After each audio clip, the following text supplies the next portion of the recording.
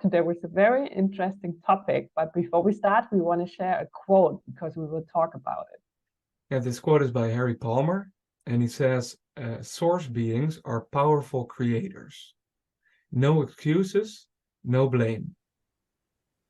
So, source being is a result out of the avatar training, out of the training we both are doing and many other people. And I mean, maybe it's good to talk a little bit about it. What does it mean for life? And the quote is very huge. I said to Xander, let's take another one. That's too broad for me this morning.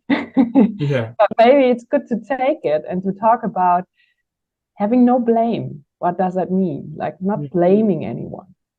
Yeah. Because if you are a source being, from my understanding and my experience, it's taking responsibility for what I am experiencing. So there's no because of this situation or because of that situation, I am doing this. There's basically no because of. Basically it's I decide to do this or I decide to feel that. So you can decide anything and then therefore be a very powerful creator. But we also recognize in our lives that we do blame.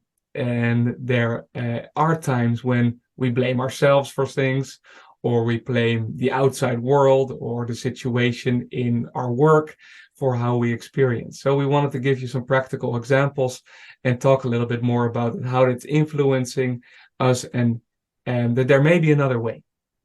Okay, I start. I have an example. It sounds very nice to take responsibility and la la la. Yeah, I tried to do that. And then I remember last week I was in a theater,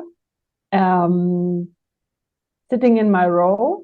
And really, I mean, I'm always hoping, I don't know if you know the feeling, I'm always hoping that not tall people sit in front of me. You know, I'm already tall and I always hope that these small people sit in front of me. So a middle tall guy sat down. And then the problem with him was that he was moving all the time. Like I had to look around him from left to right and so on. So I was distracted. And then I started to blame him for like, he need to sit still. I mean, this is a theater. He's destroying my experience here. And I could relax, but I can't with this guy. I can't. I probably need to tell him. And I was already very angry and I couldn't really follow what I was already actually there for, what I paid for the whole show. Yeah. So I missed a little bit because I was so busy with correcting him in my mind and thinking about what I can tell him, how he should do differently. Yeah. So this is the moment where I lost everything what I actually know. Yeah. And made him responsible for my feelings at that moment. Yeah.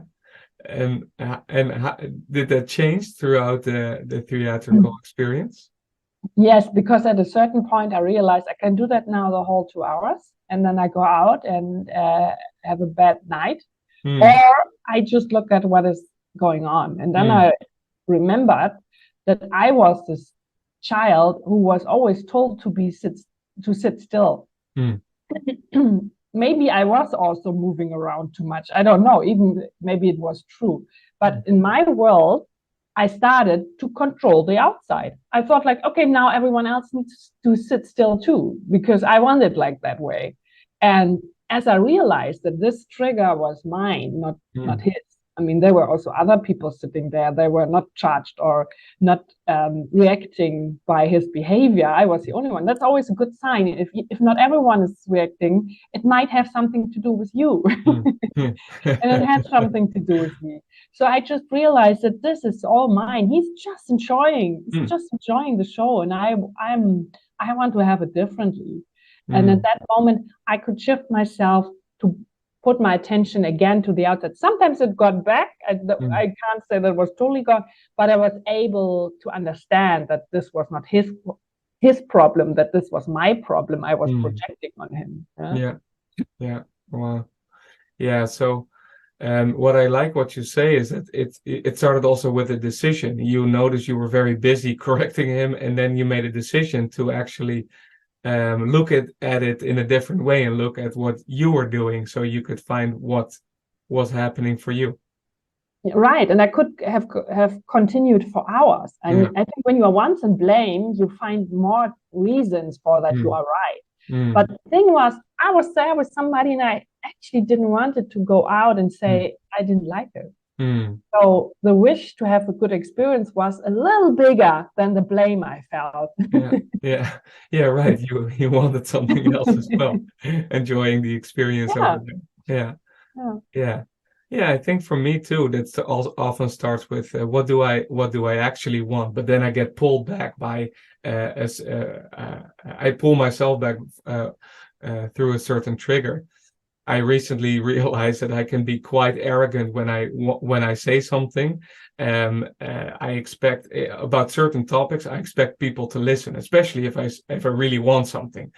And then I ask them, and then if people say no, I get pretty triggered and pretty charged, and I felt so justified, and I was so blaming. This is very important to me, and you should listen to me. But then I realized, I was actually feeling a lot of arrogance in myself that if I say something, people should, in this kind of area, people should listen to me.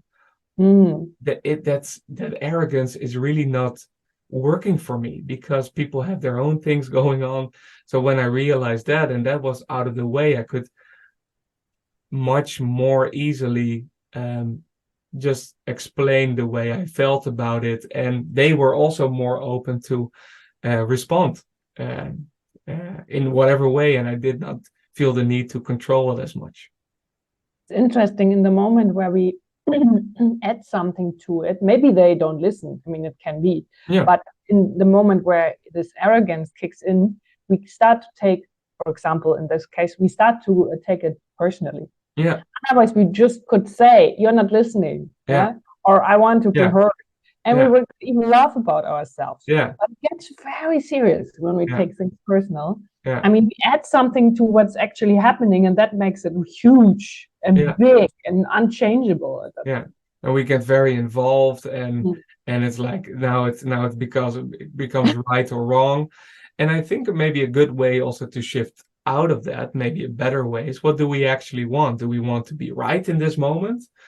Or do we want what we came here to do and just have a connection or just share a viewpoint? Or some wise person told me once, do you want to be right or do you want to be effective? And I want to be right. Me too, many times, but that's not always effective. But this is actually what we, Xander and me, are working on since years, and maybe you too. And we are very happy to hear your stories because this is the area about self-development. This is the area you can work on. Where do you get triggered? What do you add to things which are there? What is not helpful? And sometimes it's not, I mean, we don't do it on purpose, very deliberately, very aware, but these automatic things we do make our life more complicated.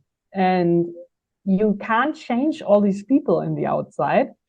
But when you work on that, I mean, you can experience already a different life. Yeah, because we change. And suddenly the way we look at things is different.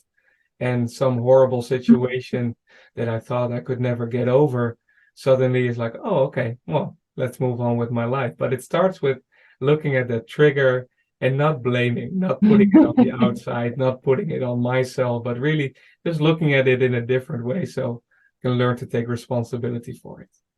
Exactly. Okay, so we want to hear your viewpoint, and we're interested in how do you see that. And thank you for listening.